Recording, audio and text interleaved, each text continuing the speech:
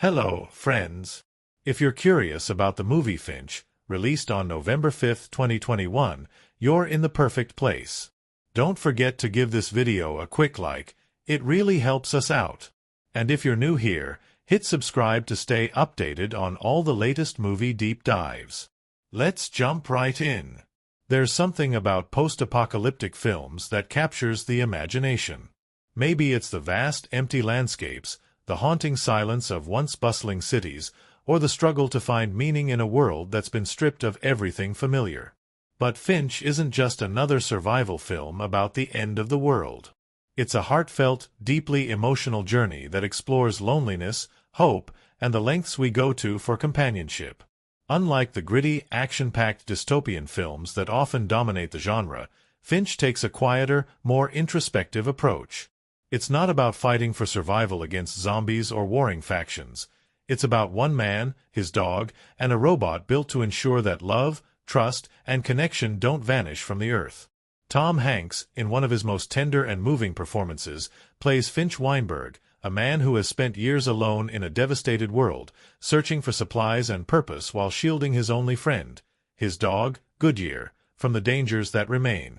The film doesn't bombard us with exposition about how the world fell apart.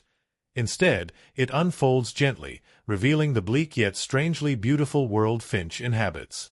A massive solar flare has scorched the earth, turning cities into ghost towns, leaving the atmosphere toxic and making survival outside nearly impossible. Finch, a former engineer, has managed to scrape by inside an underground lab, where he tinkers with old technology and scavenged supplies, using his skills to build something remarkable, a robot named Jeff. Jeff isn't just any robot. He's Finch's last great creation, an artificial being designed for one sole purpose, to take care of Goodyear when Finch is gone. And Finch knows that day is coming soon. The radiation has done irreversible damage to his body, and his time is running out.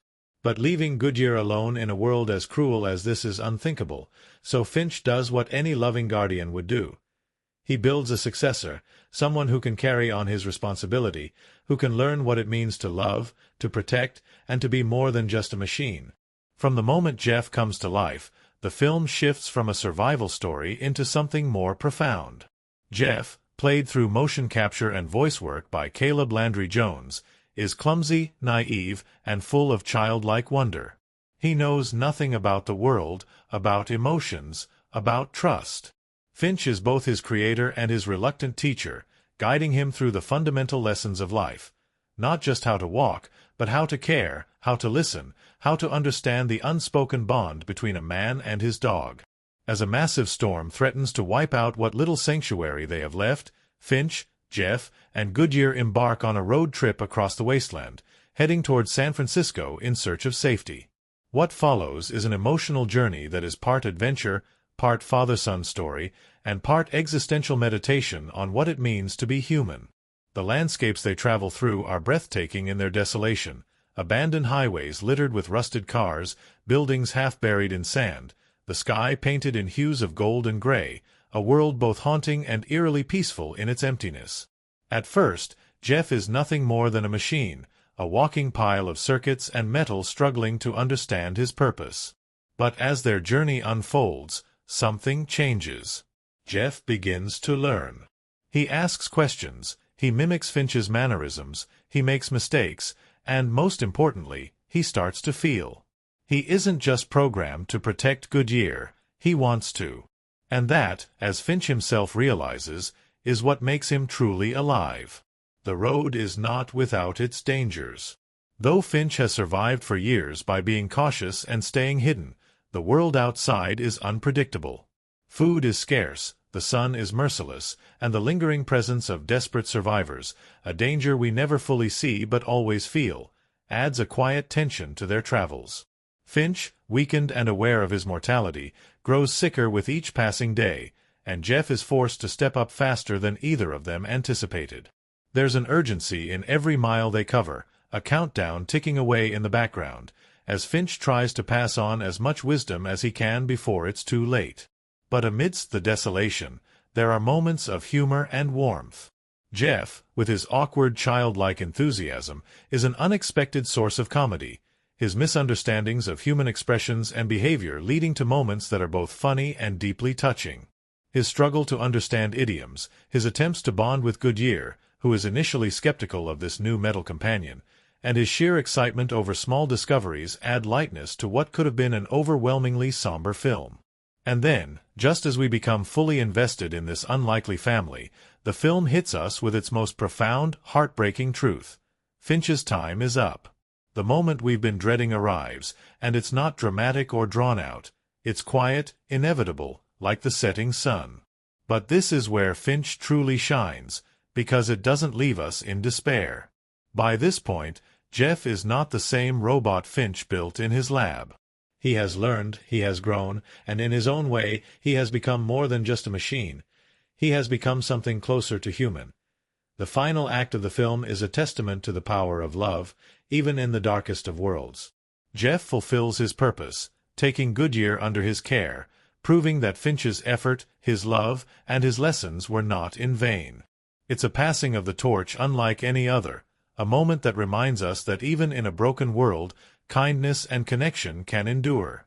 As the film fades out, there's no grand revelation, no final twist that changes everything. Instead, there is a quiet, bittersweet hope. Jeff and Goodyear continue forward, a metal guardian and a loyal dog, moving through the wasteland together. And in that, we find the heart of Finch, a story not about the end, but about the things that continue even after we're gone. A story about legacy, about how even in a world stripped of humanity, the most important parts of being human, love, protection, companionship, can still survive. With breathtaking cinematography, a deeply emotional performance from Tom Hanks, and a story that resonates on a universal level, Finch is more than just another dystopian film. It's a reflection on what truly matters when everything else is lost. It's a reminder that survival is not just about making it through another day. It's about leaving something behind, something that carries on in the hearts of those who remain. For those who haven't seen it yet, Finch is a journey worth taking. It's a film that doesn't rely on spectacle or action, but on emotion, storytelling, and the undeniable bond between a man, his dog, and the machine that became his legacy. If you're a fan of deeply human stories set against the backdrop of a world forever changed, this is one you won't want to miss. And if you loved this deep dive, don't forget to like and subscribe for more movie explorations just like this one. There are countless films out there waiting to be unpacked, and we're just getting started. See you in the next one. The world is quiet now. The streets, once bustling with life, are barren, coated in layers of dust and debris. The buildings, stripped of their warmth and purpose, stand as skeletons of what once was. The sky, a muted shade of gold and gray, looms above, heavy with the weight of an earth that has been left behind. And in this world of silence, Finch Weinberg moves like a ghost, a man who has survived long past the point when survival should have been possible. Finch knows he is running out of time. The radiation poisoning has begun to take its toll. His body weakens with every passing day, his breath becoming shallower, his steps slower. He doesn't dwell on it. Instead, he focuses on the one thing that matters most, Goodyear, the only companion he has left in this world. The scrappy, loyal dog has been by his side for years, a constant presence in a landscape of loss. Finch would do anything to protect him, but deep down, he knows he won't always be there. And that is why he's building something, piece by piece, wire by wire, a creation that will outlive him, a guardian that will ensure Goodyear is never alone. The underground laboratory where Finch spends his days is filled with remnants of a lost world, blueprints, books, scraps of old technology that he has scavenged from abandoned buildings. His hands, though frail, are steady as he works. His latest project is no small feat, a humanoid robot, one that will be able to learn, adapt, and most importantly, care. Finch isn't just programming a machine. He's creating something that will be able to take his place. His fingers move across the keyboard, feeding instructions into its system, shaping its personality, its voice, its purpose. The robot blinks to life, its glowing eyes flickering as it absorbs its first moments of existence. Jeff. That's what he decides to call it. Jeff is unlike anything Finch has ever built before. He's not just functional, he's inquisitive, eager to learn. He asks questions, sometimes too many, sometimes ones that Finch doesn't have the patience to answer. But Jeff's innocence is strangely endearing. He struggles with balance at first, stumbling over his own metal feet, fumbling with objects he doesn't quite understand. But Finch watches, and slowly, Jeff begins to learn. He observes, mimics, and absorbs the knowledge Finch feeds him, much like a child discovering the world for the first time. The bond between them is still new, still untested, but there's no time for a slow transition. Outside, the world is shifting. A massive superstorm is on its way, a monstrous force of nature that will consume everything in its path. Staying in the lab is no longer an option. Finch makes the decision. They have to leave, to head west, where the air is cleaner, where there might be a future beyond just surviving another day. He loads up his battered RV with supplies, and for the first time, Jeff steps out into the world. The sunlight hits his metal frame, and though his programming tells him little about what to expect, there's something in the air, a weight, a significance, that even he can feel. Their journey begins with uncertainty. Jeff is eager, but he doesn't fully understand his purpose yet. Finch is patient, but only to a point. Goodyear, ever the protective guardian, watches the robot with wary eyes, unsure if this clanking, talking machine can be trusted. But the road doesn't allow for hesitation. The landscape stretches before them, endless highways of cracked asphalt, abandoned cars rusting in place, remnants of a world that collapsed long before Jeff was ever created. Jeff asks questions constantly, about the past, about people, about the dog who still keeps his distance. Finch, at first, is curt with his answers, but as the miles roll on, something shifts. He starts to explain things, not just in technical terms, but in ways that Jeff can understand. The meaning of words, the nuances of human behavior, the emotions behind simple gestures. Finch knows he doesn't have much time to teach Jeff everything, but he tries. Because someday soon, Jeff will be alone with Goodyear, and he will need to know how to be more than just a machine. The first night on the road is uneventful, but not without its share of challenges. Jeff, still learning the complexities of social interaction, has difficulty grasping simple concepts. He doesn't understand why Finch insists on rationing supplies or why Goodyear growls whenever he gets too close. When he tries to imitate Finch's mannerisms, it's more comical than convincing, his stiff robotic movements a stark contrast to the easy, natural ways Finch and Goodyear communicate without words. But he is learning, and that is what matters. The second day, things take a turn. Finch, ever cautious, spots something in the distance, signs of movement. It's not an animal. It's people. This is the first real moment of fear that creeps into their journey. Though they don't know exactly who or what lurks in the ruins of the old world, Finch has spent too long alone to trust anyone. He veers off course, keeping a low profile, pushing the RV further into deserted stretches of land where fewer people would dare to travel. Jeff watches closely, sensing the change in Finch's demeanor, learning the unspoken lesson. Some things in this world are best avoided. As they continue westward, Finch begins to show signs of his illness worsening. He brushes off Jeff's concern, but it's clear that he's not as strong as he once was. The coughing fits come more frequently, and every movement seems to take just a little more effort than it should. Jeff doesn't fully understand the implications yet, but Goodyear does. The dog, always perceptive, stays closer to Finch now, his eyes filled with the kind of quiet understanding that only animals seem to possess. One of the most pivotal moments of their journey happens when they come across a deserted diner. It's frozen in time, as if waiting for customers who will never return. Dust coats the tables, menus still sit folded at the counter, and an old jukebox stands in the corner, silent for years.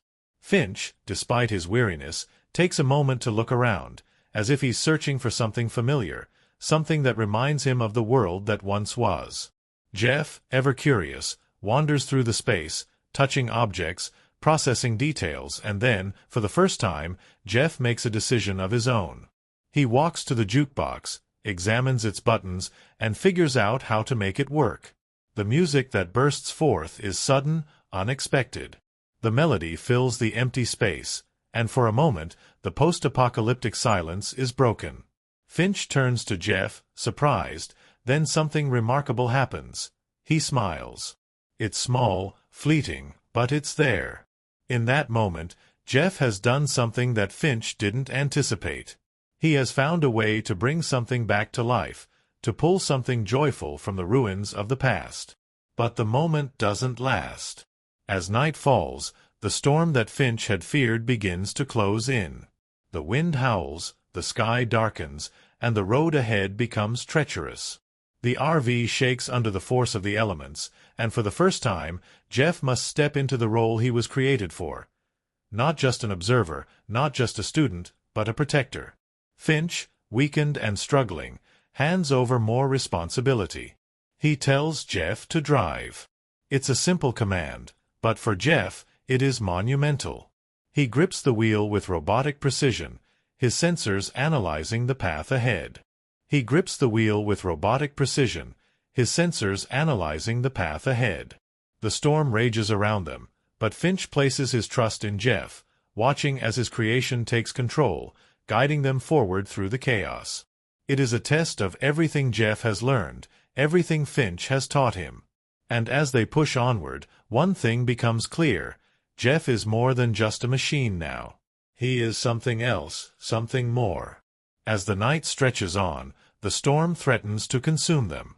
The world outside is a blur of wind and debris. The journey has only just begun, but already the stakes have risen. The road ahead is uncertain, but one truth remains. Finch is running out of time. And Jeff, whether he realizes it or not, is about to take on the responsibility he was built for. The journey continues, but nothing will ever be the same again. The storm rages on, relentless and unyielding. The RV, their only shelter against the chaos outside, groans under the weight of the wind's fury. Finch lies weak in the passenger seat, his breath coming in shallow gasps, his body betraying him more with each passing hour. And behind the wheel, gripping it with his metallic hands, is Jeff, a robot built to learn, to protect, to carry on. But this? This is something he never expected. The road ahead is nearly invisible beneath sheets of dust and debris, but Jeff doesn't hesitate. He processes Finch's lessons, the feel of the wheel, the way the world moves past the windows, and he makes his own decisions.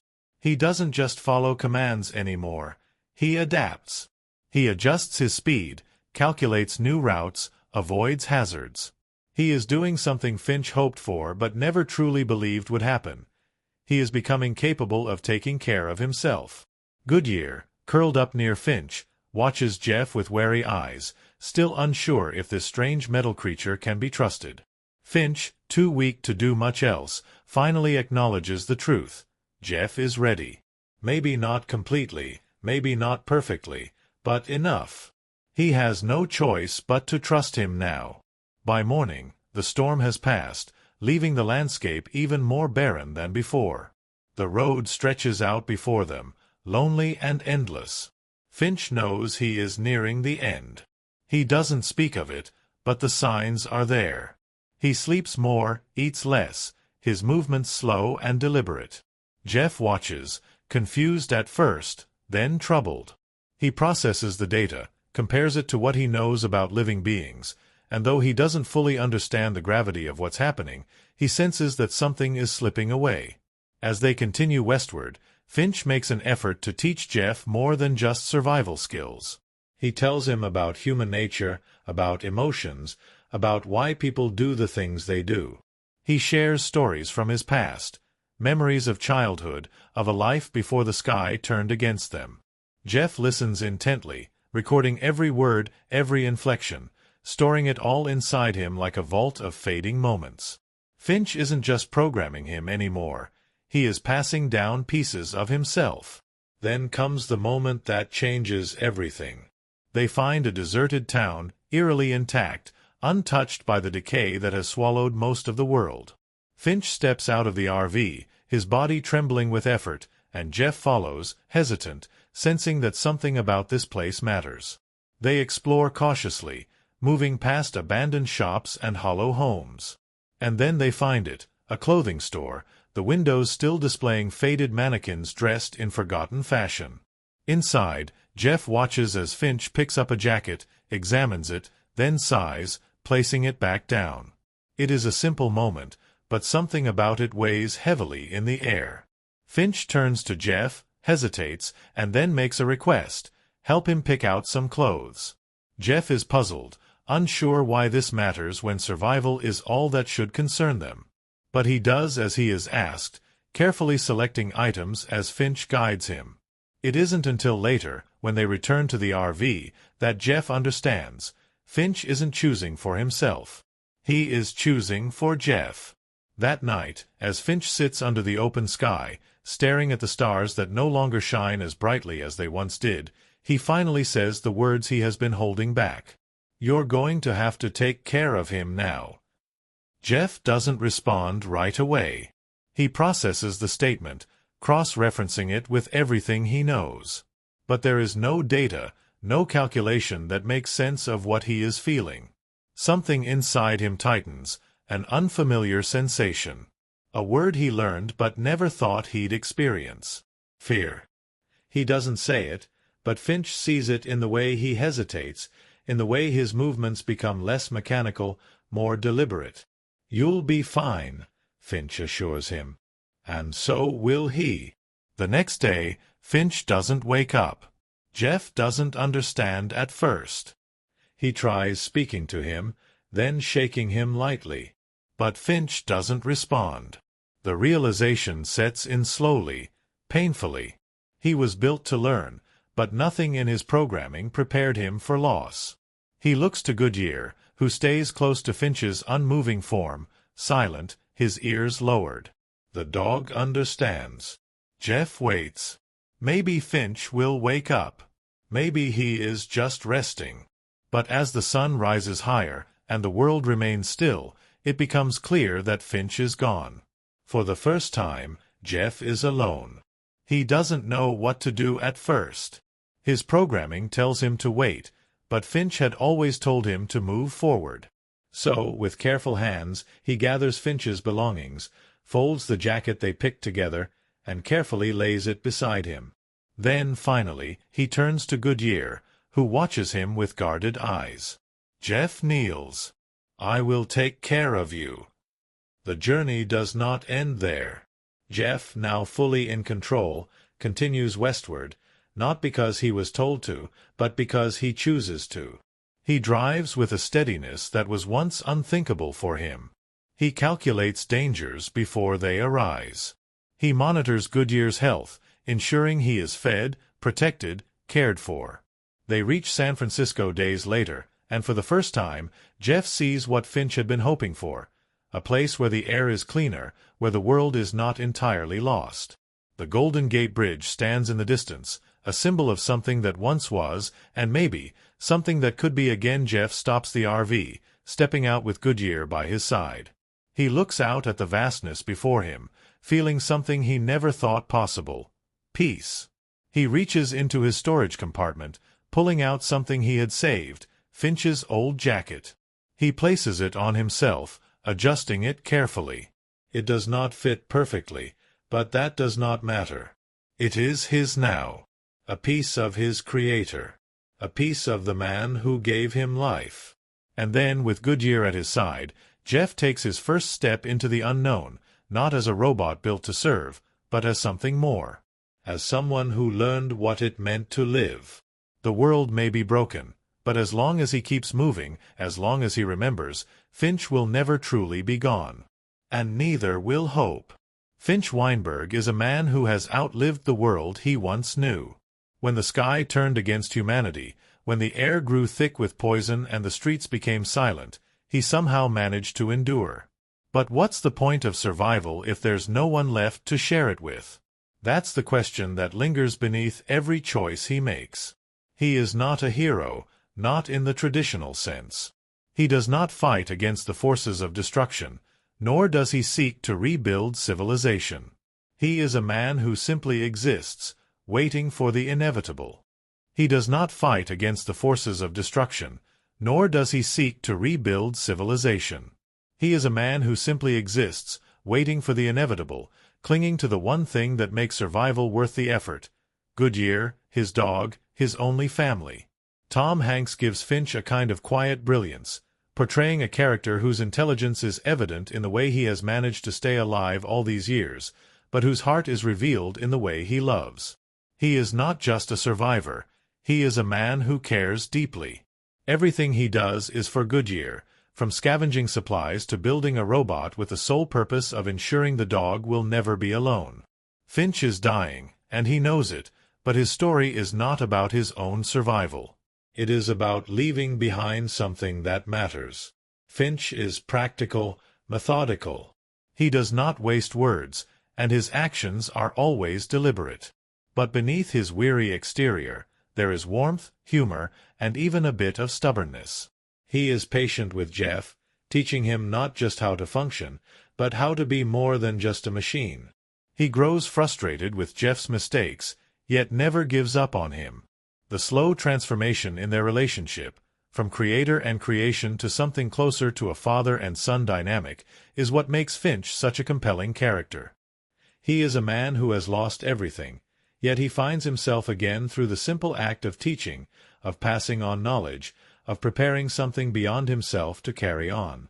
And then there's Jeff, the clumsy, curious, eager-to-learn robot who starts as a mere invention but becomes something else entirely. Jeff is one of the most fascinating characters in the film, not because of what he is, but because of what he becomes. His journey mirrors that of a child discovering the world for the first time, with all the wonder, confusion, and missteps that come with it. He struggles to walk, to understand the nuances of language, to grasp abstract concepts like trust and responsibility. But he is not just a programmed machine. He is something Finch poured his knowledge into, something designed to learn, to evolve. At first, Jeff is naive. He asks endless questions, some of them ridiculous, others unexpectedly profound. He struggles with idioms, with humor, with the idea that not everything has a clear, logical answer. But as the journey progresses, something shifts. He does not just mimic Finch, he begins to understand him. He begins to make his own choices, to take responsibility, to care. The moment he realizes Finch is sick, the way he watches and worries, is the moment he stops being just a machine. By the time Finch passes away, Jeff has transformed completely. He does not shut down or collapse under the weight of grief, he carries on. Not because he was programmed to, but because he chooses to. He fulfills his purpose not as a machine following instructions, but as something closer to human. When he places Finch's jacket on himself, it is not just a symbol. It is an acceptance of the responsibility Finch entrusted to him. He is not just a robot anymore. He is the legacy of a man who wanted to leave something behind. Goodyear, though he never speaks a word, is as vital to the story as either of his companions. He is more than just a pet. He is the heart of Finch's existence. The dog's loyalty, his unspoken understanding of Finch's condition, his initial distrust of Jeff, every reaction he has carries meaning. He represents something primal and unbreakable, the kind of bond that does not need words to be understood. At first, Goodyear views Jeff as an intruder, an unfamiliar presence that does not belong. He growls, keeps his distance, refuses to acknowledge the robot as part of their small pack. But as time passes, as Jeff proves his reliability, the walls begin to lower. The turning point is subtle, not a grand moment of acceptance, but a quiet acknowledgement. A moment where Goodyear does not shy away from Jeff's presence. A moment where trust begins to take root. Goodyear is the link between Finch and Jeff, the bridge between man and machine. And when Finch is gone, it is Goodyear who determines whether Jeff is truly ready. The moment Jeff kneels and promises to take care of him is the moment everything Finch hoped for is realized. The bond has shifted. Jeff is no longer just a creation. He is a caretaker, and Goodyear accepts him as such. Together, these three characters form a family unlike any other. A man, a dog, and a machine, navigating a world that has forgotten them. The beauty of their dynamic is that none of them truly belong in this world, yet they find belonging in each other. Finch, with his failing body, represents the past, a world that no longer exists. Jeff, with his untested potential, represents the future, a possibility of something new. And Goodyear, steadfast and loyal, is the thread that connects them both. By the time the film reaches its quiet yet powerful conclusion, each character has fulfilled their role. Finch has imparted his knowledge, given his love, and found peace in knowing he will not be leaving Goodyear alone. Jeff has grown beyond his programming, making choices not out of logic, but out of emotion, out of responsibility. And Goodyear, once skeptical, now follows Jeff without hesitation, proving that the trust Finch hoped for has finally been earned. It is a story not of survival, but of legacy, of connection, of proving that even in a world that has been reduced to silence and dust, the most human qualities, love, trust, companionship, can still endure.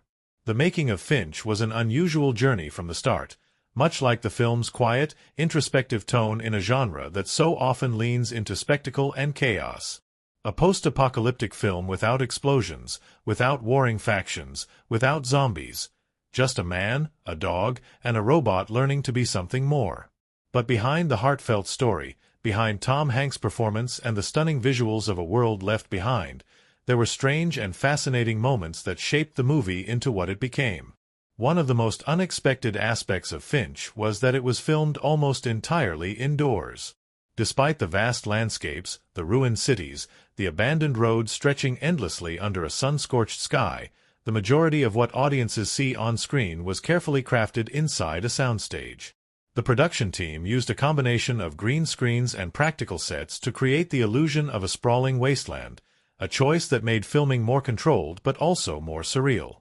Imagine walking into a studio and seeing a broken-down highway built indoors, complete with sand and debris, but knowing that beyond its borders, there was nothing but studio lights and cameras. It was a strange environment, but one that allowed for precise control over lighting, atmosphere, and, most importantly, Tom Hanks' performance. Tom Hanks himself had a unique challenge with this film. He was almost completely alone on screen. While the world knows him for his ability to carry a film on his own, cast away anyone, there's something different about acting alongside a robot that doesn't physically exist and a dog that doesn't speak. Most actors thrive on interaction, on bouncing off their co-stars, on finding energy in the rhythm of dialogue. But in Finch, so much of his performance was built around talking to Jeff, a character who was added in post-production. That meant Hanks had to act with nothing but an empty space or, in some cases, a stand-in wearing a motion capture suit. The man behind Jeff, Caleb Landry Jones, had a task that was as challenging as it was unusual. Jeff wasn't created using a traditional CGI model alone. Jones actually performed the role using motion capture. He wore a specialized suit covered in sensors, his movements meticulously tracked so that Jeff would feel more organic, more real. But here's the strange part. For many of the scenes, Jones had to perform on stilts. Since Jeff is significantly taller than Finch, Jones needed to be elevated to properly interact with Tom Hanks. That meant balancing, walking, and even running while on stilts, all while delivering a nuanced, emotionally layered performance through voice and body language. Imagine trying to act as a newborn learning to walk, while also towering over your co-star, in a world that doesn't actually exist yet. That was the reality for Caleb Landry Jones.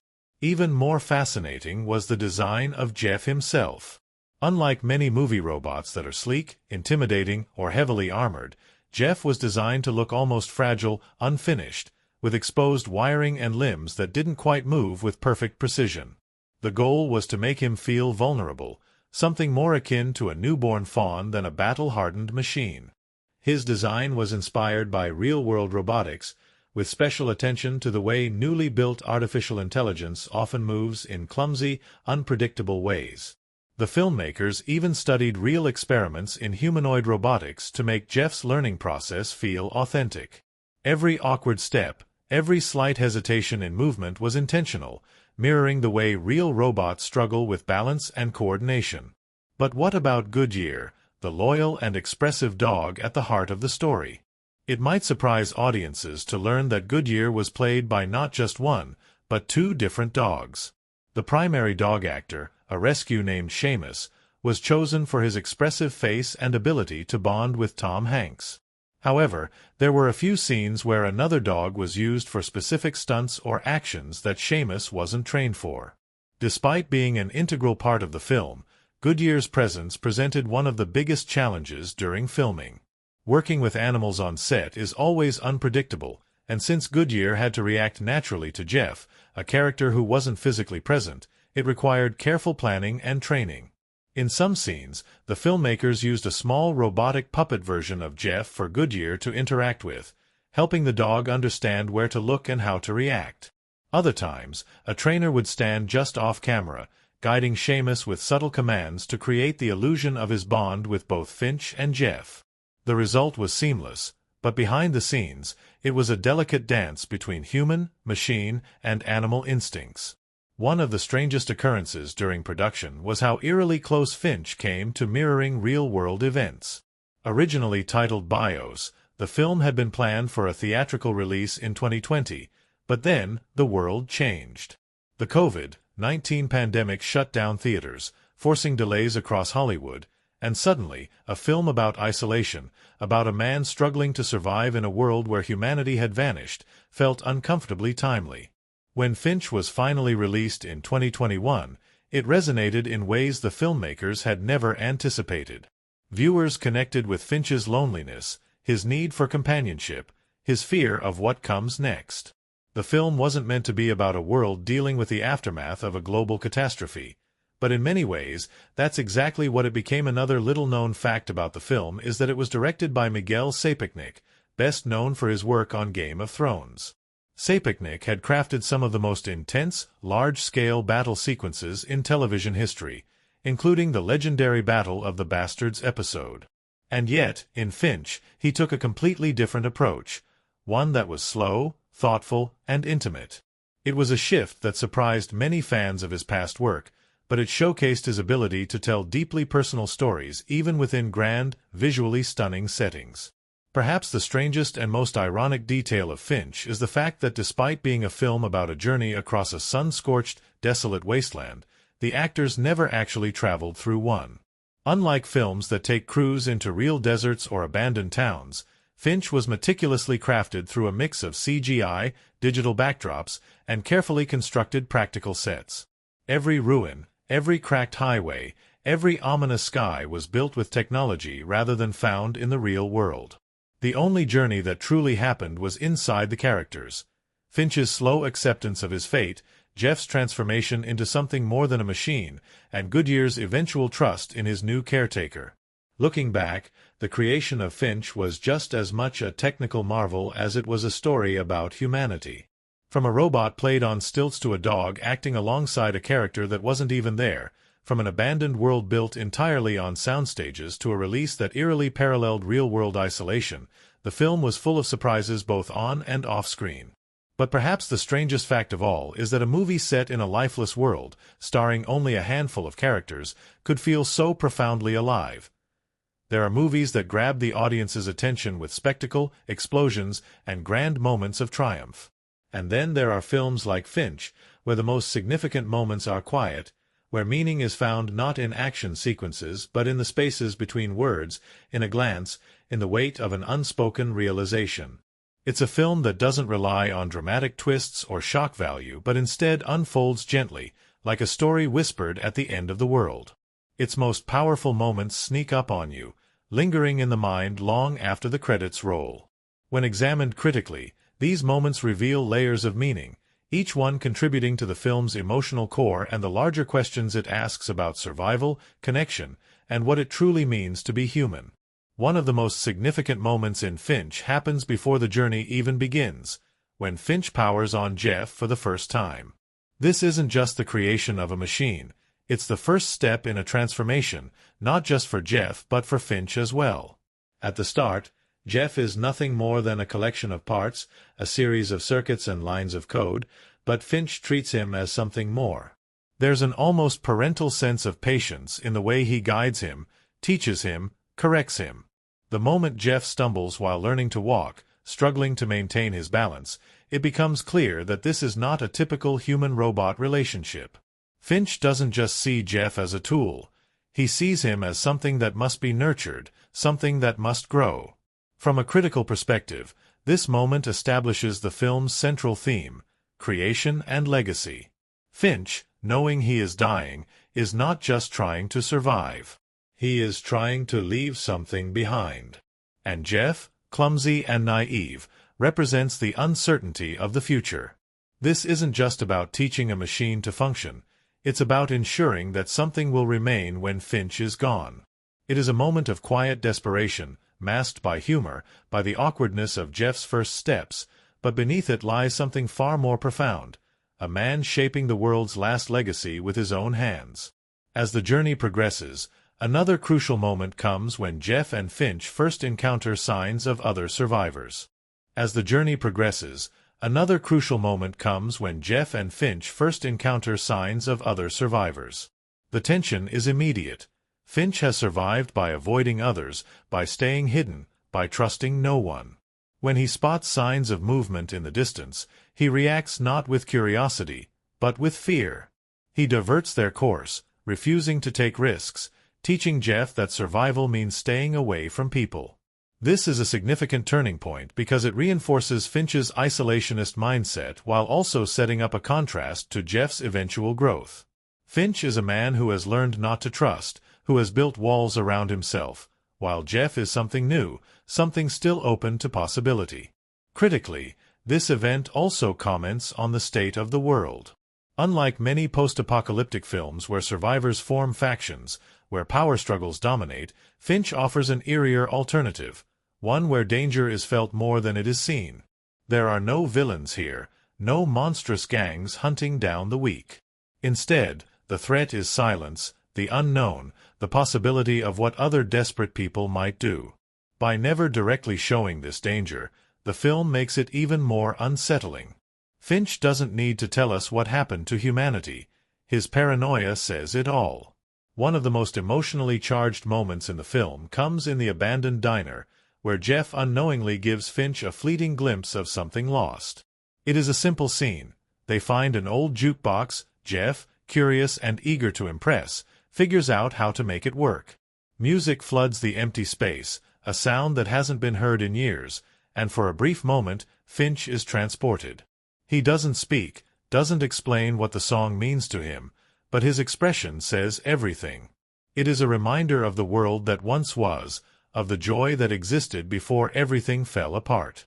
From a critical perspective, this scene is a masterclass in storytelling through subtext. There are no dramatic monologues, no flashbacks explaining Finch's past, yet in that one moment we understand his grief. The music, which to Jeff is nothing more than an interesting discovery, is a reminder of everything Finch has lost. And yet, this scene is also hopeful. It shows that even in a world as broken as this, beauty still exists. That moments of warmth, of connection, can still be found. The most devastating event in the film is Finch's death, not because it is unexpected, but because of how quietly it happens. There is no dramatic farewell, no grand speech about what it all means. One moment, he is there, and the next, he isn't. Jeff, still learning what it means to be alive, does not understand at first. He waits, expecting Finch to wake up. It is a heartbreaking moment, not just because of Finch's passing, but because of how Jeff experiences it. He was created to care, to protect, but this is something he cannot fix. Critically, Finch's death is the final test for Jeff, the moment that forces him to step into his purpose. The entire film has been leading to this. Finch has been preparing him, teaching him, shaping him. And now, Jeff must do what he was built for. But here's the brilliance of this moment. Jeff does not simply follow commands. He does not bury Finch because he was programmed to. He does it because he understands loss, because he feels it. He makes a choice. This is the moment where Jeff becomes more than a machine. This moment also reflects one of the film's most powerful themes, the idea that true survival is not just about staying alive, but about passing something on. Finch does not survive, but his lessons do. Jeff, wearing Finch's jacket, carrying on his mission, is proof that Finch's time was not wasted. This is not a film about one man's fight to live. It is about ensuring that something remains after he is gone. The final shot of the film, Jeff and Goodyear walking toward the horizon, is one of quiet triumph. There is no certainty in what lies ahead, no guarantee of safety or hope. But Jeff walks forward anyway, not because he was built to, but because he chooses to. And in that choice, the film finds its most profound truth. The future is not something we inherit. It is something we create. From a critical perspective, Finch is a rare kind of post-apocalyptic film, one that is not about destruction, but about the things worth saving. It is about the lessons we leave behind, the ways we shape those who come after us, the idea that even in the emptiest of worlds, kindness and love can endure. There are no battles, no fights for territory, no wars for survival. There is only a man, a dog, and a robot, traveling through the silence, proving that even in the end, the most human thing we can do is care. The making of Finch was a journey of its own, one that was as carefully crafted and deeply personal as the story it told. It wasn't a blockbuster filled with massive set pieces and elaborate action sequences. Instead, it was a quiet, character-driven film, one that required a different kind of magic to bring to life. Every detail, from the haunting landscapes to the intricate movements of Jeff, was meticulously designed to create a world that felt both vast and deeply intimate. Behind the scenes, the filmmakers, actors, and crew worked to turn this post-apocalyptic vision into something that resonated far beyond its simple premise. And as with any film, there were surprises, challenges, and unexpected moments that shaped its final form. One of the most fascinating aspects of Finch was how it managed to create the illusion of a sprawling, abandoned world without ever venturing into one. Unlike many dystopian films that rely on shooting in real-world desolate landscapes, Finch was primarily filmed on soundstages. Every rusted-out car, every crumbling building, every stretch of cracked highway was carefully constructed or digitally enhanced to look like the aftermath of a global disaster. The production team worked tirelessly to make these sets feel lived in, filling them with small details, faded signs, forgotten remnants of everyday life, the kind of objects that suggest a world that had once been bustling with life but had long since been left behind. Creating this world indoors came with its own set of challenges. For one, lighting was a crucial factor. The film takes place in a world where the ozone layer has been stripped away, where the sun's rays are deadly, where the sky is permanently golden and oppressive. Achieving this look on a soundstage required careful control over light sources, ensuring that every scene carried the right level of harshness and warmth. The result was a world that felt real, despite never truly existing beyond the walls of a carefully controlled film set. Then there was the matter of the film's most unusual character, Jeff, the robot companion who undergoes one of the most profound transformations in the story. Unlike many cinematic robots, Jeff was not purely a CGI creation. Instead, he was brought to life through a combination of motion capture and practical effects. Caleb Landry Jones, the actor who played Jeff, was present on set, physically performing the role while wearing a special motion capture suit. But here's where things got even more unusual. Because Jeff is significantly taller than a human, Jones had to perform many of his scenes on stilts. It was a strange sight, an actor walking around a soundstage, covered in motion capture sensors, balancing on stilts while trying to convey the hesitant, awkward movements of a machine still learning how to walk.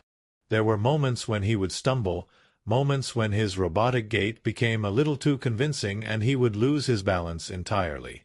The crew would laugh, the cameras would reset, and he would get back up, determined to make Jeff as real as possible.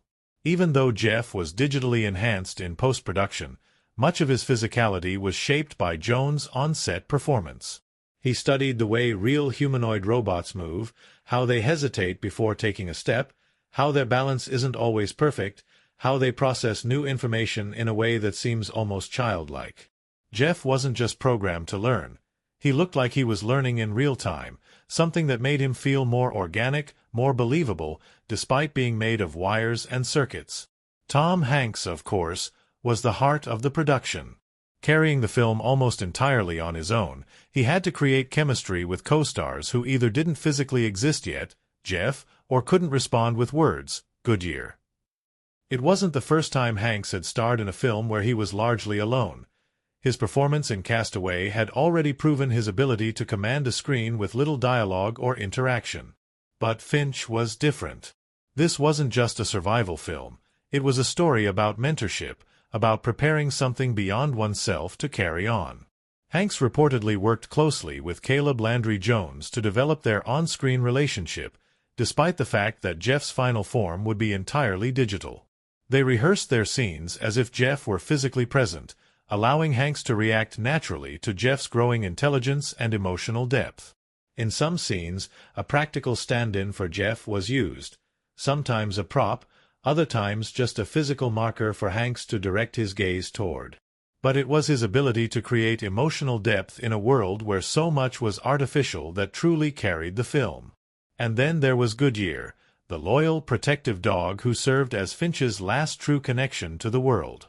Goodyear was played primarily by a rescue dog named Seamus, who had never acted before but was chosen for his expressive eyes and natural connection to Hanks.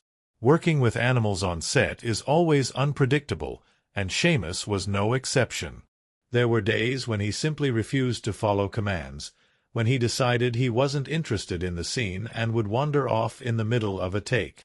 But other times, he would deliver performances that were heartbreakingly perfect, standing guard near Finch when he was sick, reacting instinctively to Jeff's presence, or curling up beside his dying owner in a moment of quiet, devastating loyalty. Because Jeff was not physically present on set, getting Goodyear to react to him was one of the production's biggest challenges. In some scenes, the filmmakers used a robotic puppet version of Jeff for Goodyear to interact with. In others, trainers would stand just off-camera, using cues to guide the dog's reactions. The bond between Finch and Goodyear was essential to the film's emotional weight, and ensuring that it felt real, both to the audience and to the dog, was a process that required patience and creativity. But perhaps the most surreal aspect of the film's production was how eerily it aligned with real-world events. Finch was originally scheduled for a theatrical release under the title Bios, but as the COVID-19 pandemic swept across the globe, its release was postponed. The themes of isolation, survival, and finding connection in a world that had changed beyond recognition took on an entirely new weight in the wake of a real-world crisis. When the film was finally released in 2021, it was no longer just a story about one man's journey with his dog and a robot. It was a reflection of the loneliness, uncertainty, and quiet resilience that people everywhere had been forced to experience. Even the film's setting, a world ravaged not by war or invasion, but by an environmental catastrophe, felt unervingly close to reality. The story of Finch doesn't take place in a world destroyed by nuclear fallout or alien conquest. It is a world where the sun itself has turned hostile, where humanity's downfall was not a sudden event but a slow, suffocating reality. This subtle but powerful approach to world-building made the film stand out among post-apocalyptic stories, offering a vision of the future that felt disturbingly plausible.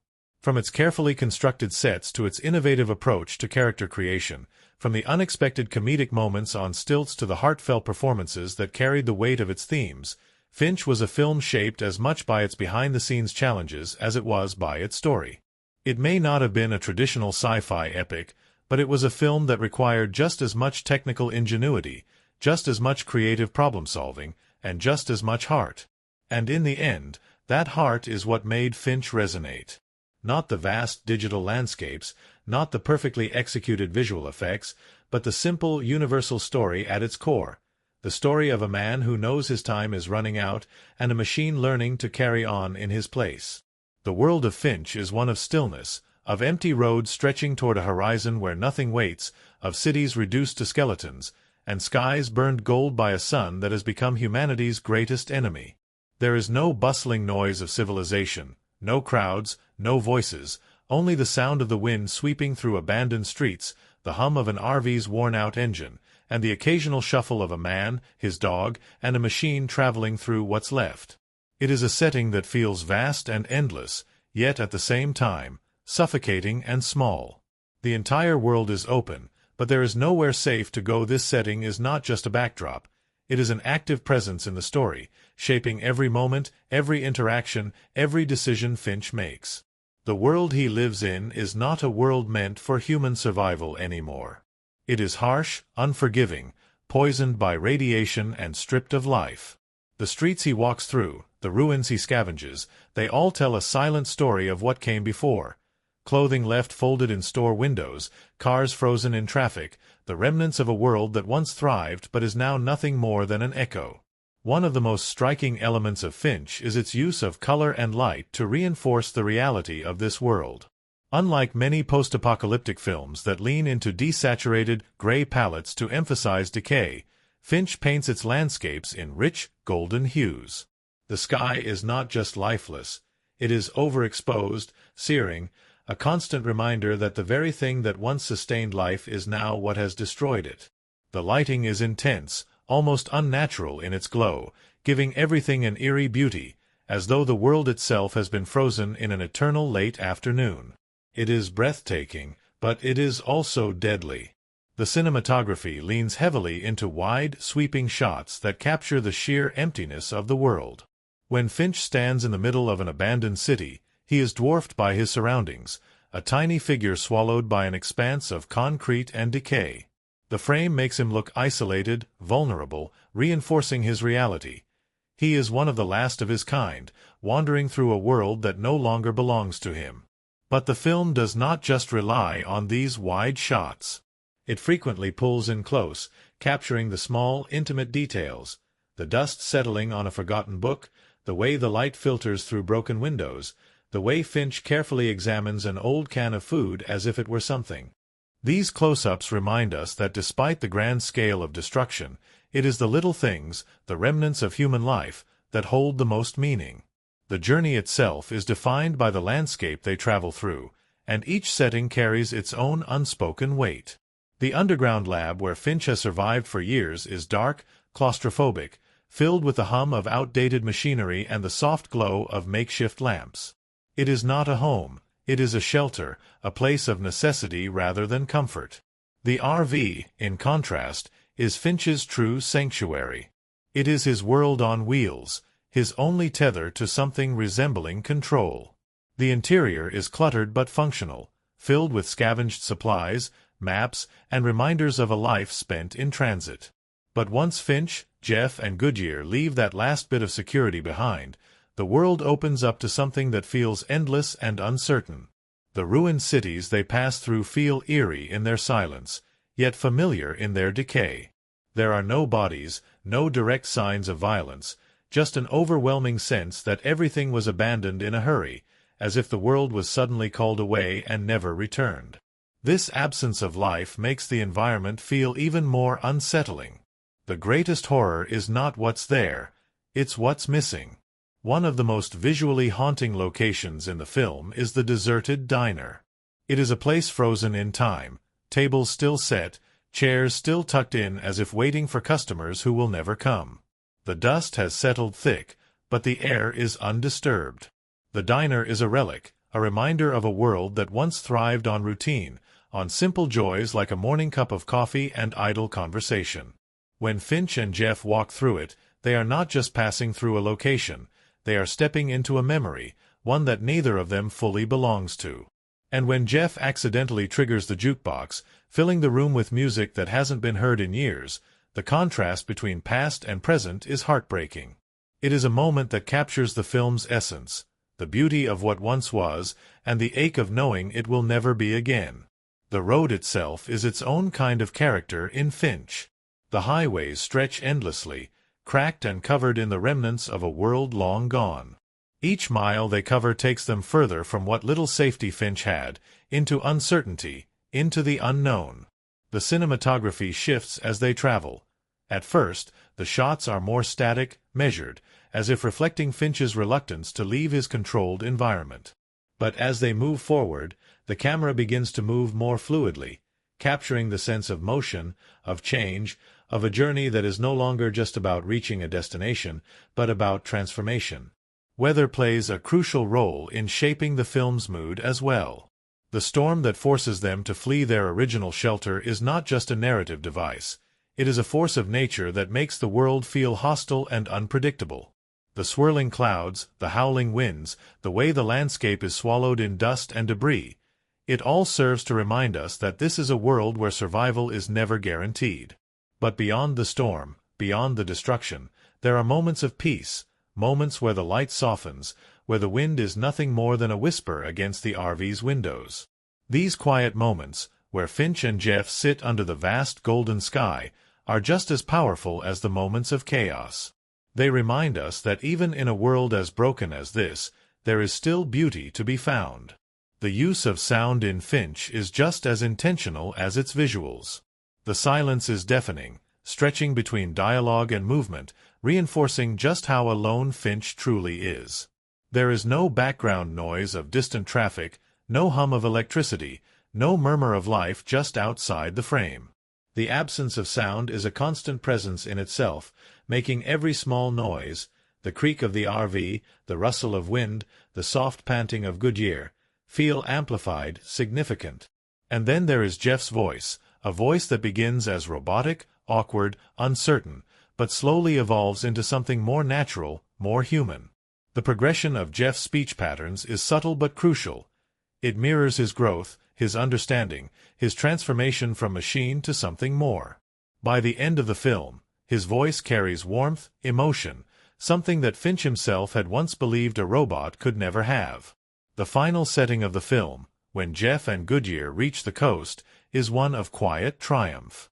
The city in the distance, still standing, suggests that perhaps not everything is lost.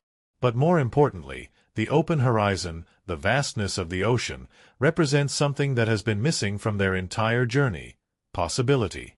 The world is still dangerous, still uncertain, but for the first time, there is something ahead that isn't just survival.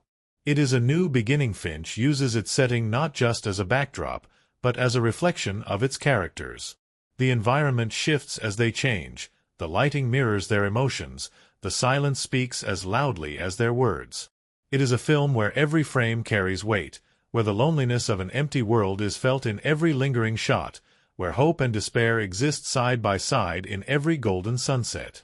It is not just a post-apocalyptic world, it is a world of memory, of longing, of the quiet resilience that keeps moving forward, even when there is no one left to witness it.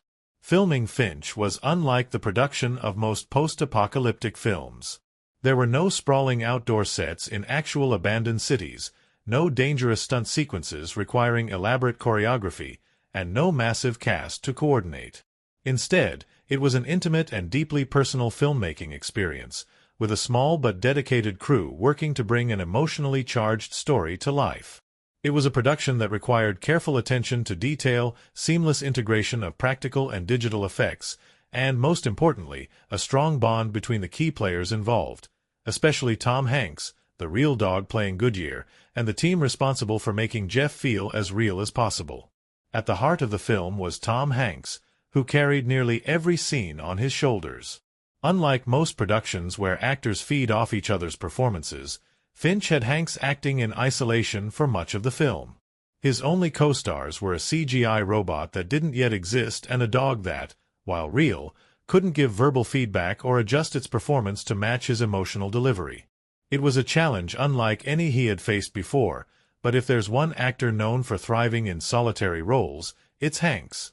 He had already carried Castaway with only a volleyball for company, and in Finch, he once again had to build a connection with something that wasn't human, except this time, it was a robot named Jeff. To make Jeff's presence feel real on set, the filmmakers didn't just leave Hanks to act opposite thin air. Caleb Landry Jones, who voiced and physically performed Jeff, was present during filming, wearing a full motion capture suit covered in sensors that tracked his every movement. But because Jeff is much taller than a human, Jones had to spend much of the shoot elevated on stilts. This led to more than a few humorous moments, as he struggled to maintain balance while also trying to embody the awkward, newborn-like movements of a machine learning how to walk. The bond between Finch and Jeff is not just about programming, it is about transformation. By the end of the film, Jeff is no longer just a machine. He is a guardian, a caretaker, someone who understands responsibility. Not because he was built to, but because he learned it, because Finch showed him how. The film also explores the nature of humanity and artificial intelligence, posing a question that has been asked in countless sci-fi stories. Can a machine ever truly be human? Jeff begins as something purely mechanical, clumsy, unsure of himself, reliant entirely on Finch for direction. But as the film progresses, something changes. Jeff does not just mimic Finch, he starts making his own choices. He develops curiosity, humor, even empathy. He learns not just what it means to survive, but what it means to love, to grieve, to protect. This is where the symbolism of Jeff's evolution becomes particularly powerful. He starts the film as a blank slate, moving with an unnatural stiffness, speaking in a robotic tone. But by the time Finch dies, Jeff's movements are smoother, his voice is more natural, his expressions, despite being those of a machine, carry emotion. He has learned what it means to be something more than he was built for. And when he places Finch's jacket on himself, when he takes Goodyear's leash and continues forward, it is not just a practical decision. It is a moment of symbolic transformation. Jeff is not just a robot anymore. He is Finch's legacy made real. The film also leans heavily into isolation and the need for companionship. From the very first moments, we see Finch as a man who has spent years alone, surviving in the ruins of a world that no longer belongs to him. His only true companion is Goodyear, and their bond is one of unspoken love. But even with Goodyear by his side, Finch is still isolated. He talks to the dog, but he is not truly heard. He builds Jeff not just for practical reasons, but because on some level, he craves connection. This theme is reinforced through the setting. The vast, empty landscapes, the abandoned cities, the eerie silence, everything in the film reinforces Finch's solitude. The world is open, endless, yet it feels suffocatingly lonely. There is no other life, no voices in the distance, no hope of encountering another traveler. It is a world where being alone is the default state, and Finch, despite his resilience, is slowly being crushed by it. But then Jeff arrives. At first, he is just another burden, another thing Finch must take care of. But as they travel, as Jeff learns, as Finch begins to see his own influence taking root in something beyond himself, that loneliness begins to fade. Jeff becomes something more than just a robot. He becomes someone Finch can talk to, someone who can listen, someone who will remember him when he is gone. And in that, Finch finds peace. He does not die alone. He dies knowing he has left something behind. Another striking piece of symbolism is the sun as both a giver and a destroyer of life. Throughout human history, the sun has been a symbol of warmth, growth, and hope. But in Finch, the sun is a source of death. The ozone layer has been stripped away, and the once life-giving rays are now lethal, burning everything they touch. It is a reversal of the natural order, a visual representation of a world that has turned against those who once ruled it. But even within this, there is a sense of poetic irony. Jeff, the very creation that Finch builds to carry on without him, is powered by solar energy. The same force that has doomed Finch is what gives Jeff life. This contrast serves as a metaphor for change, for the way the world moves forward in ways we do not always understand. Finch cannot survive in this new world, but Jeff can. The world has evolved, and so must those who inhabit it. The film also explores trust and acceptance, particularly through Goodyear's relationship with Jeff. From the beginning, Goodyear is wary of the robot, growling at him, keeping his distance. This is significant, not just because Goodyear is Finch's most beloved companion, but because Goodyear is the one who will ultimately decide if Jeff is worthy of the responsibility Finch has given him. Trust is not something that can be programmed. It must be earned. Throughout the film, Jeff makes repeated efforts to connect with Goodyear, but the dog does not immediately accept him.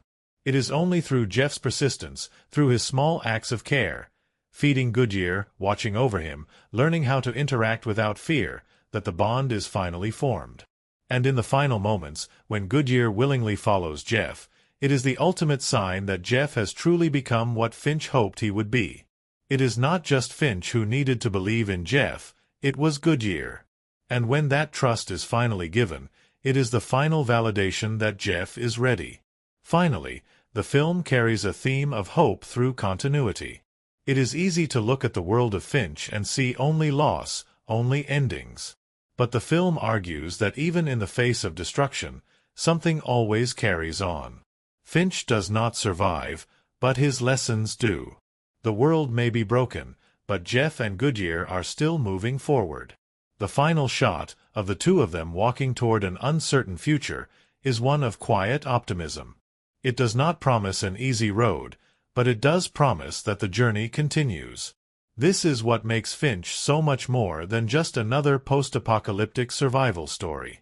It is not about the struggle to stay alive. It is about what we leave behind. About how even when we are gone, the things we teach, the love we give, the bonds we forge, those things remain. Finch himself says it best, "You were born yesterday, and tomorrow you'll be something else." And in that, the film finds its truest message. Even in the end, even when the world has changed beyond recognition, something always remains. A lesson, a memory, a story. And as long as there is someone to carry it forward, no one is ever truly lost. The making of Finch required a different kind of storytelling, one that wasn't dependent on large set pieces or an ensemble cast, but rather on a singular emotional journey. It was a film that relied not on action or spectacle, but on atmosphere, performance, and the delicate balance between visual storytelling and sound design. Every filmmaking technique used, from cinematography to editing, from sound design to digital effects, was carefully crafted to enhance the world's isolation, the characters' vulnerability, and the emotional weight of the story. It was a film that, despite its sci-fi premise, felt deeply human, and much of that was achieved through the way it was filmed. One of the most striking elements of Finch is its cinematography. Unlike many post-apocalyptic films that lean into stark, desaturated colors to reflect decay and ruin, Finch instead bathes its world in golden hues. The sun, which in a normal setting would represent warmth and life, is instead oppressive, unforgiving, a silent force that dictates every move Finch makes. The use of overexposed lighting gives the film a unique visual identity, making the world feel at once empty and overwhelming. The landscapes, barren and vast, stretch endlessly, yet they do not invite exploration. Instead, they serve as a reminder that there is nowhere left to go. The camera work in Finch also plays a crucial role in conveying the story's themes. Wide shots are used frequently to emphasize the vastness of the world compared to Finch's solitary existence. Hanks, ever the professional, took the unusual setup in stride. He would joke between takes about how Jones looked like a futuristic circus performer, and when Jones would occasionally stumble on his stilts, Hanks would playfully remind him that Jeff was supposed to be getting better at walking, not worse. These small, light-hearted moments helped ease the tension of what could have been a difficult production, especially given that so much of the film depended on Hank's ability to sell an emotional connection with something that wouldn't fully exist until post-production. One of the more surprising elements of the production was the way they handled Goodyear, Finch's loyal canine companion. The role of Goodyear was played by Seamus, a rescue dog with no prior acting experience. The decision to use a real rescue dog rather than a professionally trained Hollywood animal added an extra layer of authenticity to the film, but it also meant that the filmmakers had to be flexible. Unlike trained movie dogs, Seamus wasn't always predictable. He had his own personality, his own moods, and sometimes he just wasn't in the mood to hit his mark. There were times when a scene required Goodyear to simply sit beside Finch and look up at him, but Seamus, feeling playful, would decide instead to run in circles or sniff around the set, completely ignoring his cues.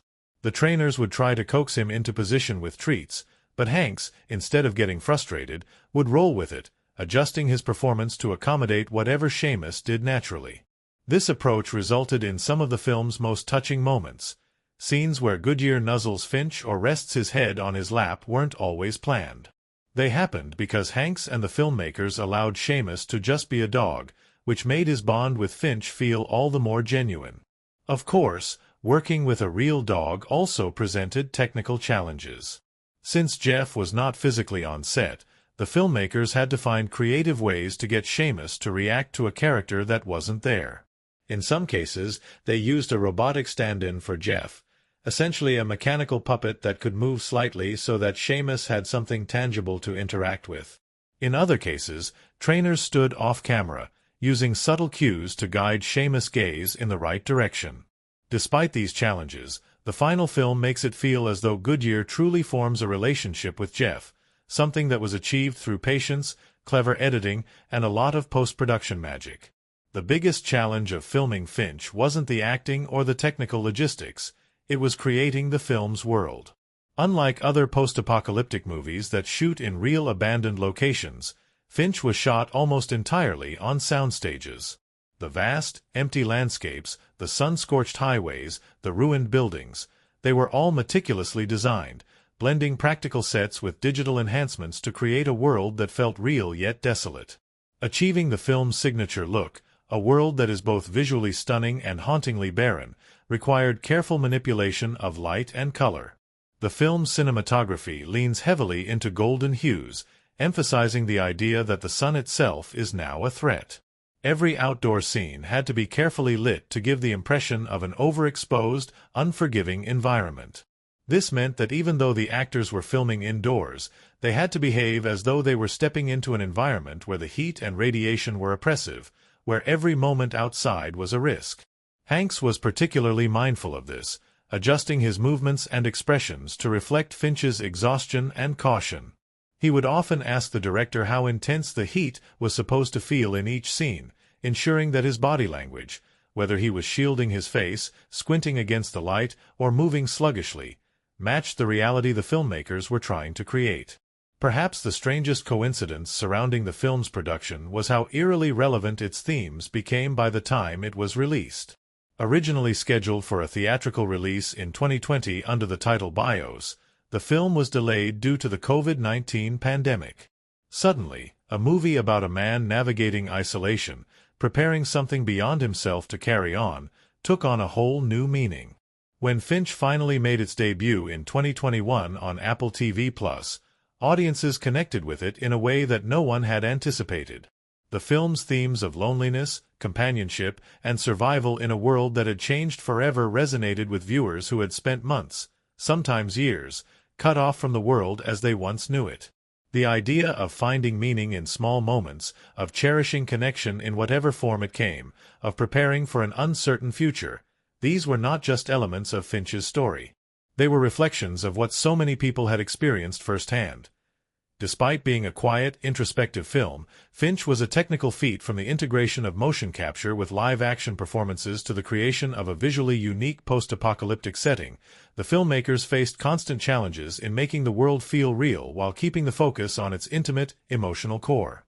And yet, what stands out most from the behind-the-scenes process is not the technology or the cinematography, but the relationships that made the film what it was. Hanks forming a genuine connection with Seamus, the crew finding humor in the absurdity of shooting with an actor on stilts, the filmmakers allowing moments of improvisation to shape the final film. These small, human moments are what ultimately made Finch a story worth telling. It wasn't about spectacle. It was about heart. And in the end, that's what made Finch feel so real, both on and off the screen.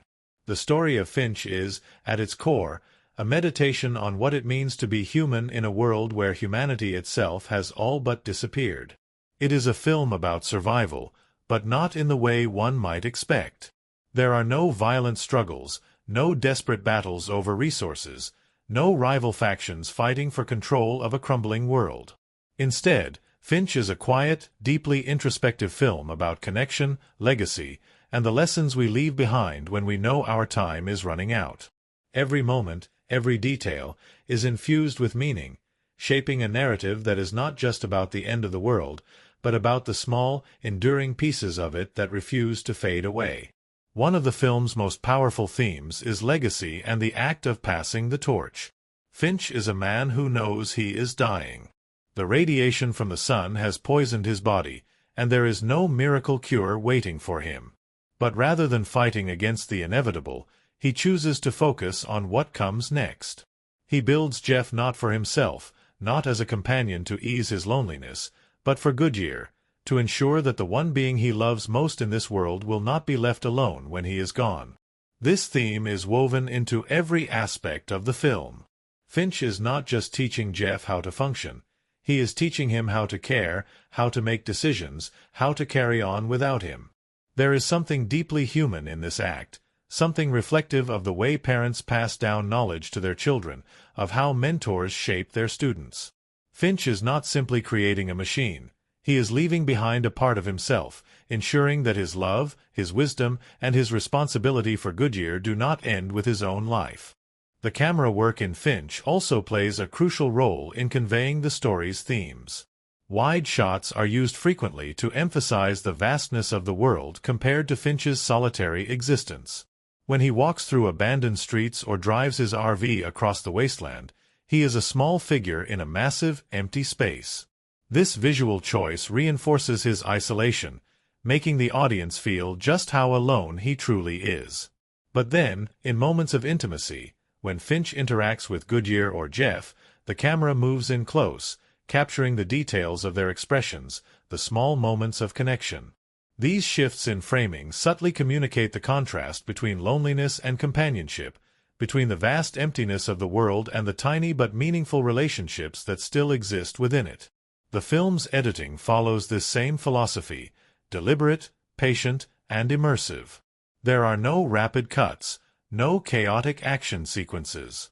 Instead, the pacing is slow and methodical, allowing the audience to absorb every moment. This measured approach forces the viewer to sit with Finch's solitude, to feel the weight of his existence. When tension arises, such as during the storm sequence, the editing tightens, creating a sense of urgency without ever losing the film's grounded, intimate feel. A crucial part of Finch's storytelling is its use of sound, or, in many cases, the lack of it. Silence plays a huge role in shaping the film's atmosphere.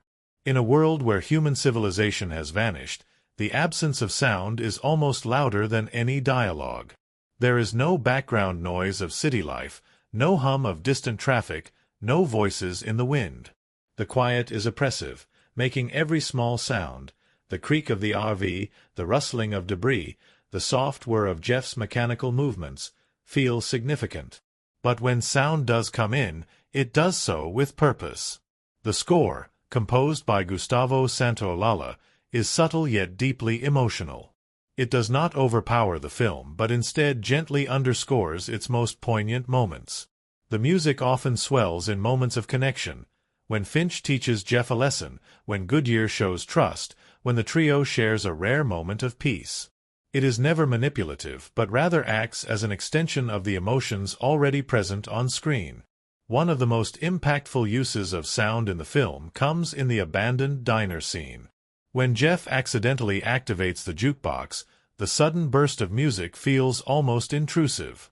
It shatters the silence in a way that is both beautiful and heartbreaking, reminding Finch and the audience of a world that once was. The song is not just background noise. It is a memory made tangible, a reminder of the normalcy that has been lost. It is in these carefully placed sonic moments that Finch finds its most powerful emotional beats. Beyond sound and cinematography, the film's use of digital effects was another key aspect of its storytelling. While much of Finch's world was built through practical sets, visual effects played a crucial role in enhancing the realism of its setting. The skies, perpetually glowing under the effects of a damaged ozone layer, were digitally altered to maintain their unnatural, overexposed look. The storm sequence, one of the most visually intense moments of the film, required a seamless blend of practical and CGI elements to create a sense of impending doom without feeling exaggerated. And then there was Jeff.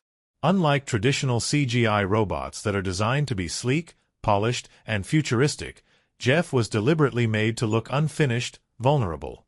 His movements were not perfectly fluid, but instead slightly hesitant, awkward, giving him a sense of clumsiness that reflected his childlike nature.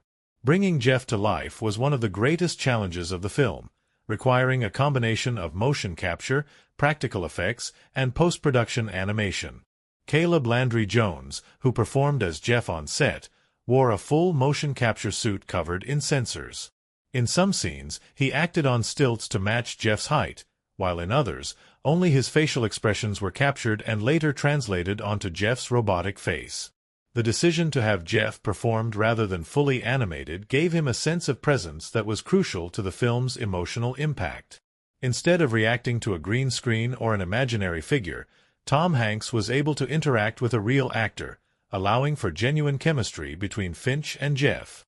This made their relationship feel authentic, ensuring that Jeff was not just a visual effect, but a fully realized character. Despite its artistic achievements, Finch faced an unusual journey when it came to its release. Originally titled BIOS, the film was meant to be a theatrical release in 2020. However, the COVID-19 pandemic disrupted Hollywood's schedule, and after multiple delays, the film was eventually acquired by Apple TV Plus and released exclusively on streaming in November 2021. While this meant that Finch never saw the big screen as originally intended, it also found a unique place in a world that, at the time, deeply resonated with its themes. The film's quiet, reflective tone struck a chord with audiences who had spent months, or even years, in isolation.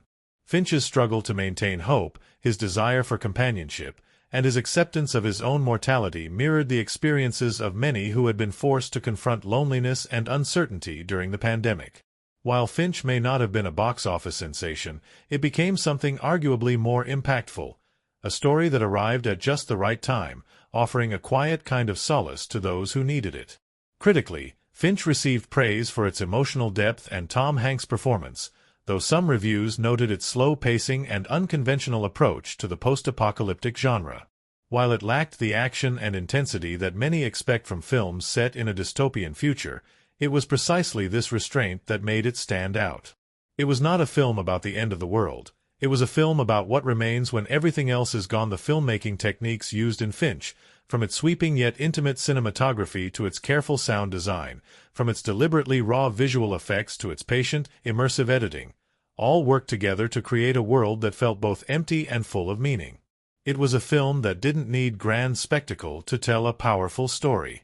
Instead, it relied on the simple universal truths that define us all: the need for connection, the fear of being forgotten, and the hope that even in our final moments, we can leave something behind that matters. The cast of Finch was small, but its impact was immense.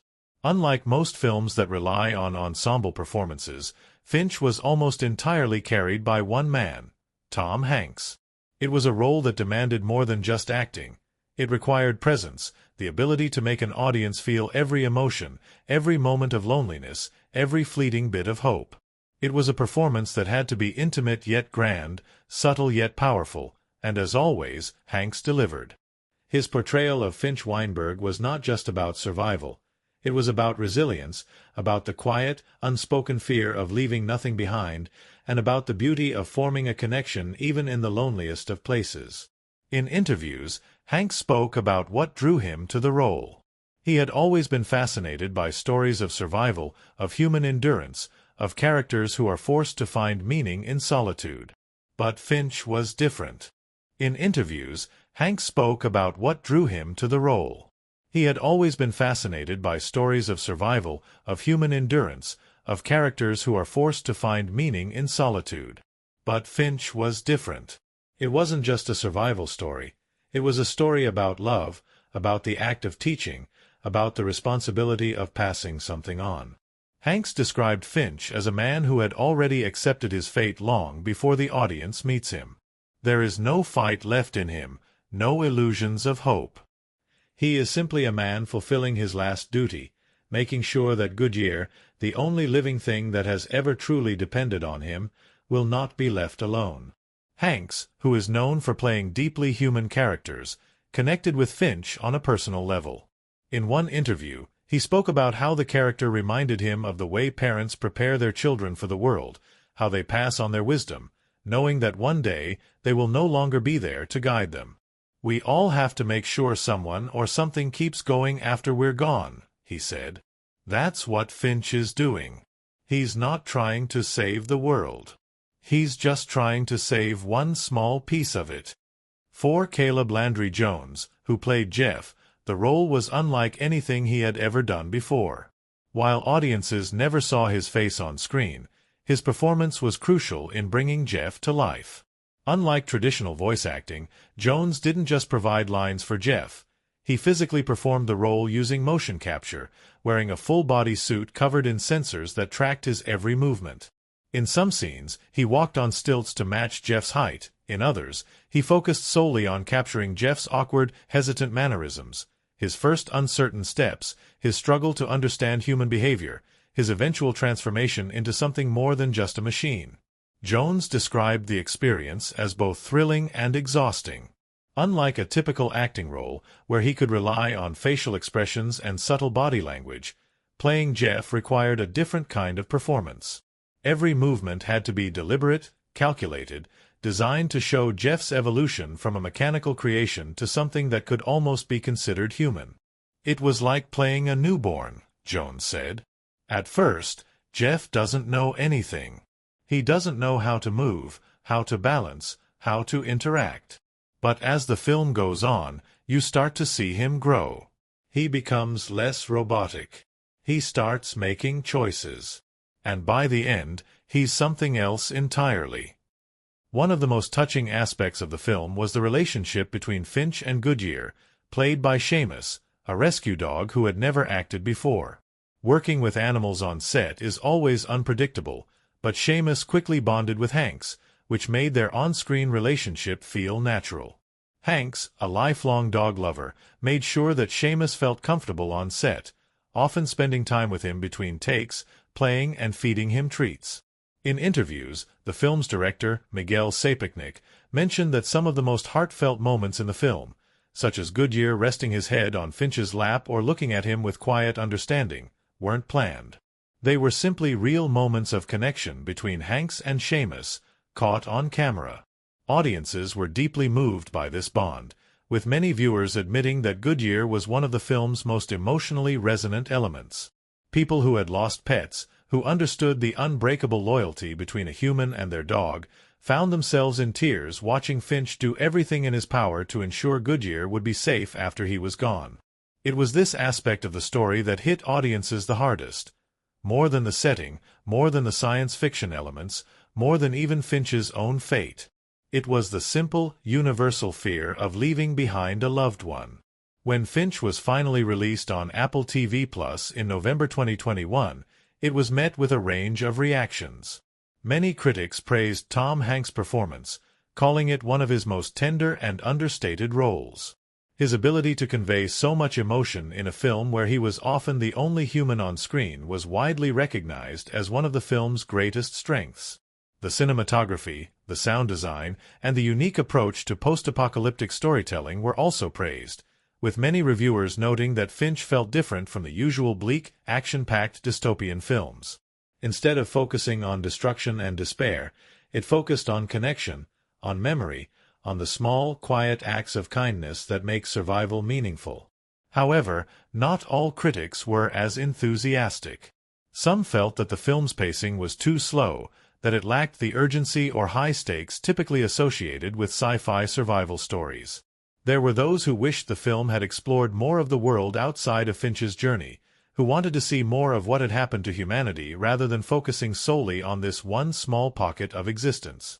But for many viewers, it was precisely this small-scale storytelling that made the film so powerful.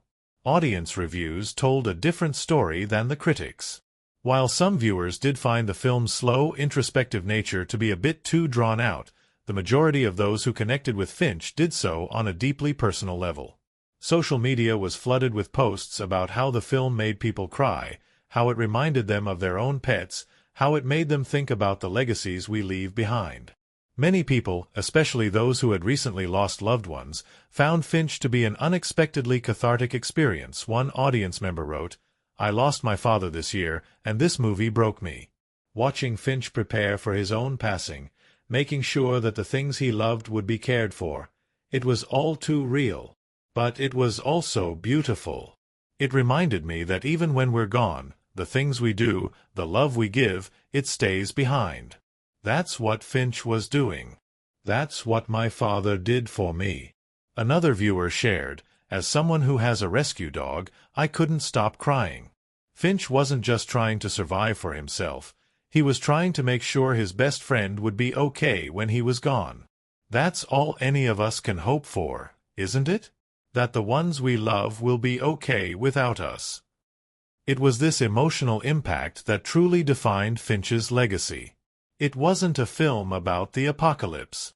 It was a film about what remains in the aftermath, about the small acts of love and kindness that make life worth living. It was a story that, despite its sci-fi setting, felt deeply personal and universally relatable. Hanks himself was touched by the audience's response. In a follow-up interview after the film's release, he said, "At the end of the day, this movie isn't really about a robot, or a dog, or even the end of the world. It's about love. It's about making sure the people, or in this case, the creatures we care about are taken care of, even when we're gone. And if that resonated with people, if it made them think about their own connections, then we did our job." While Finch may not have been a traditional blockbuster, it found its audience in those who understood its message, in those who saw themselves in Finch's quiet determination, in those who have loved and lost and wanted to make sure that something of themselves remained. It was not just a movie about survival, it was a movie about meaning. And for those who truly connected with it, Finch was not just another sci-fi film.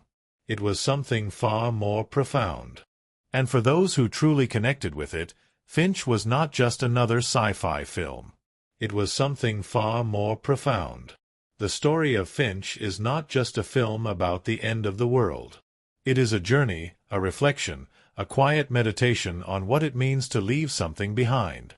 From the moment Finch steps into the frame, we know that this is not a story about saving civilization, nor is it about grand battles for survival. It is about one man, his dog, and a machine learning what it means to be more than just a collection of circuits and wires. And through every frame, every carefully crafted moment, Finch tells us something deeply human, that even in a world reduced to silence, even when we know our time is running out, love, responsibility, and connection still matter. We explored how the film sets itself apart from traditional post-apocalyptic stories. Where others lean into chaos and destruction, Finch finds meaning in stillness. The landscapes, vast and empty, do not invite exploration. They serve as reminders of what once was. The golden hues of the sky, the overexposed lighting, the eerie quiet of a world without people. It all builds a setting that is not just a backdrop but a character in itself. Through cinematography and sound, the film immerses us in Finch's isolation, making us feel the weight of his journey in every step he takes. We took a deep dive into the filmmaking techniques that brought Finch to life. The careful balance between practical effects and CGI, the innovative use of motion capture for Jeff, and the subtle yet powerful score by Gustavo Santaolalla. All these elements worked together to create a film that was visually stunning yet emotionally intimate. The decision to focus on small, personal moments rather than action sequences made Finch unique. The storm was not the climax. Finch's quiet acceptance of his fate was. The danger was not in what lurked in the shadows but in the simple passage of time. Then there was the cast. Tom Hanks, as always, delivered a performance that was both understated and deeply moving. His ability to make us feel Finch's loneliness, his quiet humor, his love for Goodyear, and his reluctant attachment to Jeff made the film what it was. Caleb Landry Jones, though never seen on screen, brought Jeff to life with a performance that evolved from mechanical stiffness to something resembling true humanity.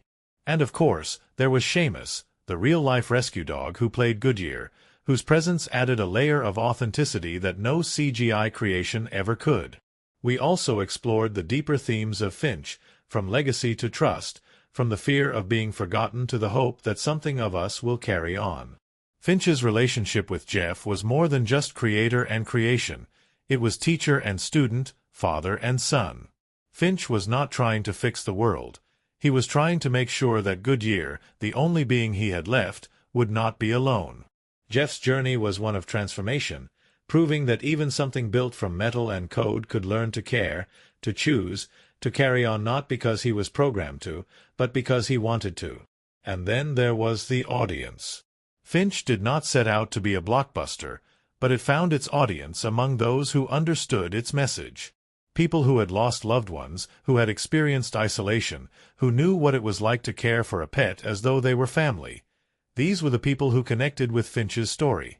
The reviews may have been mixed, with some critics longing for a faster pace or more traditional sci-fi elements, but the emotional impact was undeniable.